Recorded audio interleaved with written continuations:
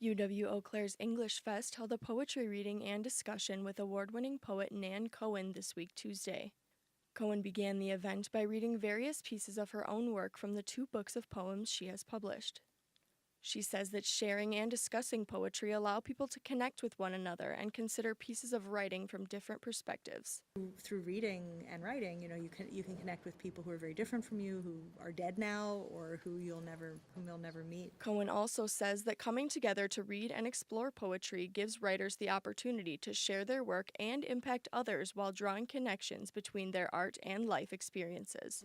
You're doing art really for connection with other people, and you want other people to be touched and moved and changed by your work.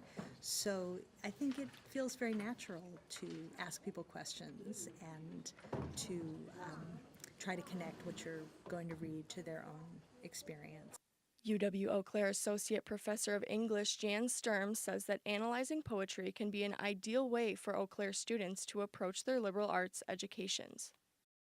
It engages the critical thinking that we think of as sort of the feature of liberal arts training is that teaching is that you're learning, is that you learn to think critically about things. You learn to put together different ideas.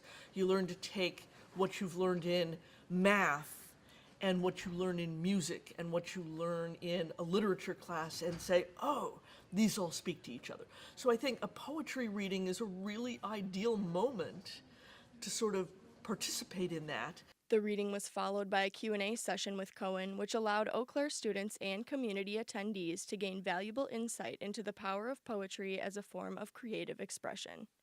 For Blue Gold News Now, I'm Ali Mundth.